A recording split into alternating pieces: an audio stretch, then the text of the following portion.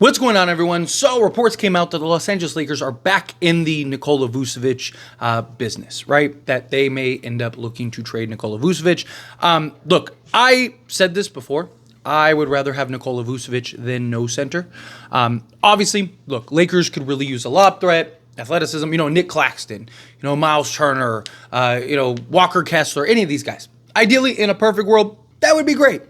Problem is, realistically, Lakers are probably not going to be able to get that, right, without having to greatly overpay. And supposedly you can get Nikola Vucevic for a couple seconds, right? Chicago is having they got their pick back, right? So it makes more sense for them to tank for the bottom now because they have their pick. So now if they end up with the number one pick, they change their franchise like that, right? The Bulls might be the only team that you can get a center from for pennies on the dollar, outside of maybe a Day'Ron Sharpe. I would still go look to get Day'Ron, right?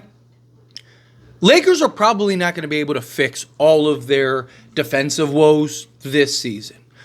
Lakers are essentially going to have to just full swing offense, right? Originally, remember before the Luka trade, it was defense, defense, defense. We're going to be the best defense team. We're getting defensive guys. We're getting defensive wings. We're doing this, that, and the other. That changed as soon as you got Luka. At this point, you're hoping that Jared Vanderbilt and Dorian Finney-Smith are the two guys that can be the defensive anchors out on the perimeter. And then you go get a guy like a Nikola Vucevic. Yes, again, defensively, he's not the super rim protector and all that stuff, but he gives you the offense, he gives you more playmaking out of the post, and he gives you the rebounding, which you need more than anything, right? You definitely need shot blocking and rim protection, but you need rebounding, right? Jackson Hayes is not the answer on any of the fronts, right? I would rather have a Nikola Vucevic than Jackson Hayes as my starting center. I would. I'm sorry. If I've already gotten comments from people that have said I'd rather just go with Jackson Hayes and trust Jackson Hayes than go and get Nikola Vucevic. I could not disagree more. You need a man in the middle. You need somebody that you can trust on the inside that can grab boards, that can make plays, that can score around the rim. Jackson Hayes, yes, he can be the lob threat. He's athletic, but the guy gets in foul trouble, right? The guy fouls every other possession. He's not disciplined. He's so inconsistent. There are times, yes, where he looks great. There's times where you're like, man, maybe this guy can be something. But then more often than not, after him playing 10 minutes, you're like, okay, can you get this guy off the basketball court? Right? The longer he plays, the worse he gets. If he's our third center, fine. Go get a Nikola Vucevic, right? He's an expiring contract in the offseason, right? Not this season in the offseason. I'm talking about he'll have one more year left, right? So you can operate him as an expiring contract. Then you can go make plays and moves and do whatever else you want to do in the offseason, right? Worst case scenario, you sign a Miles Turner and you move Vu to the 4 or to the center spot or the backup center spot, right? Whatever you have to do, you need to get a center, right? Nikola Vucevic is probably the most reasonable asset-wise, contract-wise. Yes, he's making $20 million, but you toughen it up, you clear a roster spot in the process, right? So you can bring in another piece or two, bring in a Torrey Craig or something like that. Boom, now you got a wing, you got a center, right? And then now can you go find, a piece or two out on the perimeter? I don't think it's a terrible idea, right? I think at that point now, I think you need to go, without a doubt, Jared Vanderbilt in the starting unit. Maybe not so much right now because you're still trying to work him back into the swing of things. Right now, you're trying to get him healthy. You're trying to get him right. As soon as he gets healthy and right, he needs to be in that starting unit. Let's say you get Nikola Vucevic, right? You then have to go, in my opinion, you have to go Luka, Jared Vanderbilt, Dorian Finney-Smith, LeBron James, and Nikola Vucevic. You have shooting with everybody but Jared Vanderbilt, right? But he can be in the dunker spot on the offensive side of things if you need him to, right? He could be the lob threat for Luka, right? But besides that, you have more than enough offense generated between LeBron, Luka, and now Nikola Vucevic, who's a legit 20 and 10 guy. The guy's going to get you 12 rebounds a game, right? He is. He's going to get you 12 rebounds a game. He's going to get you probably 15 to 20 points playing alongside Luka and LeBron, right? So you're going to have those three guys as your primary offensive force in the starting unit. Dorian Finney-Smith is your off-ball shooter. Jared Vanderbilt is your dunker spot runner, right? Your screen and roll man, things like that. Perfect. You have Austin Reeves come off the bench. He can be your bench roll guy, run and man the second unit. Perfect, right? Let him be the point guard off the bench.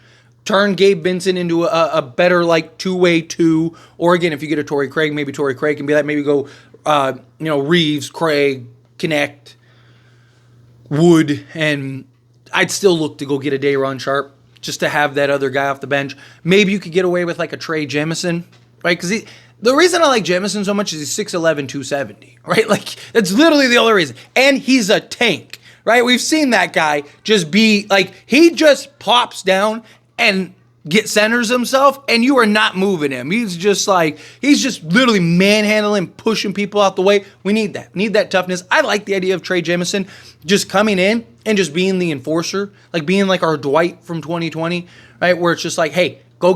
I want you to go. Get ejected every game, right? Like, go ahead, right? Like, don't do it immediately, but like, give me a couple good hard fouls, good physical.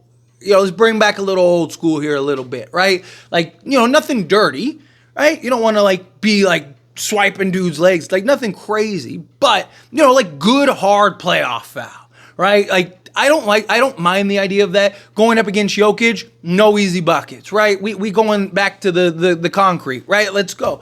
Like, I don't hate the idea of that. You need that toughness. Again, we had that in Dwight in 2020. I think Trey Jemison can be that. Again, Nikola Vucevic is not exactly what this team needs, but he might be the best option. He's the best center available, and it's just like put the pieces around and figure it out from there, right? Like, that's what it is. You figure it out from there. You could argue Clint Capella. So, like, I talked about this earlier. Like, Clint Capella, I think there is a genuine argument, because I made a video about center updates.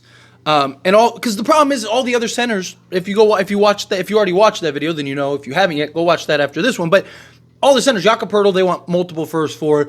Robert Williams, they want an unprotected first for a guy that can't play more than 30 games. It's crazy. Miles Turner's probably not available. Walker Kessler's not available, especially now after Danny Ainge got swindled, bamboozled, tricked into helping the Lakers acquire Luka, right? Like, none of these guys are available, right?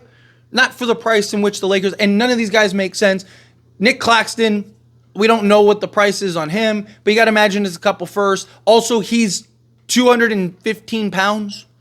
Is that really the answer? At least Vu is a big body. Yeah, he can block shots, but he's getting manhandled on the interior, right? So, like, I don't hate the idea of Vu. Is it the best option ever? No. Is it, do we land Vu and that's it? Lakers are the best team in the league? Probably not. I mean, we'll see. Look, Lakers average 130 points a game, and again, you have Vando and Dorian Finney-Smith. You could be in that conversation, but I don't think it'll be as bad as people think. People are looking at it as like, oh no, we suck again, right? Like, that we just have like no defense, no nothing, no interior presence, no nothing. I think you'd be fine, right? Because one, Luka and Vu would help LeBron kind of buy in a little more, right? Like, it would help LeBron on the defensive side, that is, right? LeBron can kind of focus more defensively. Like I said, you get Jared Vanderbilt in there. He can be that point of attack. He can defend the best guard on the other team. Dorian Finney-Smith, he can defend out on the perimeter, right? So you have the two defensive anchors. LeBron James, he can preserve himself and kind of buy in more on the defensive side because Luka's handling all the business. You got Luka and Vucevic. Boom, there you go.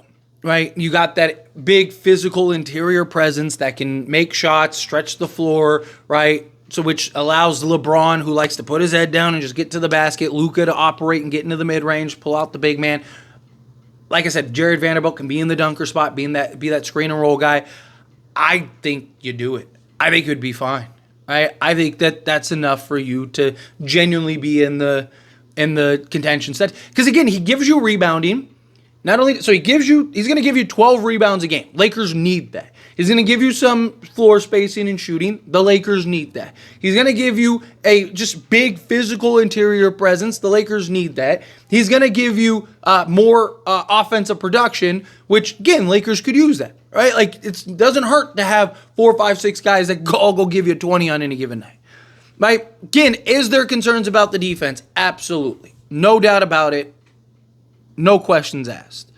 But you might be good enough. Like, the argument that I've had, right, is look at Denver. The Denver Nuggets in 2022, right? Was it 22? That was 2023, right? Denver that year was 15th in defense, and in the playoffs were the second worst defensive team. It was the first time in like 40 years that a team not in the top 10 won a championship. Right? Even from like the Warriors years, right? Remember the Warriors had like that insane point differential and they were just running through everybody. They were like a top 5 defense too. Right? Like Boston, one of the top defenses in the league. Dallas got to the finals last year being one of the best defenses, right? But Denver was so good offensively, so efficient, they literally ran through the rest of the league. The closest anyone got was what? The Suns, I think, and they won 2 games. That was it. Everyone else just got ran through, right? That would be the argument, right? Like Luka, LeBron, Reeves, Nikola Vucevic, right? Those 4 guys, you have like elite offense. You're probably the best offensive team in the league. That's the argument. That's the approach. That's the route that I think that they should take.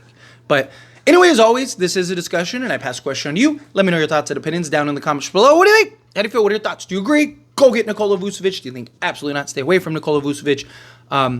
Again, I would rather have Vu than Jackson. Like, if it's like we stand pat and we don't get a center, or we get Nikola Vucevic, give me Nikola Vucevic. I don't, like, I've had a lot of people be like, I'd rather just run Jackson Hayes. I do not see what they see. I do not. I think that would be a disaster. I think we would get 10 games into the season after the trade deadline, and all those same people would be like, we should have just went and got Nikola Vucevic. Like, I think all those same people would be like, this was a stupid idea, right? And they'd be blaming Rob, yelling at Rob for not going and get Nikola Vucevic. That's what I think will end up happening. But again, let me know how you feel down in the comments. That being said, if you haven't liked this video, hit that like button. Helps me out. So we enjoy these types of videos, and I truly appreciate it. Not subscribe channel, hit that subscribe button. Turn on the bell notifications. Appreciate y'all. See you in the next one. Thank you.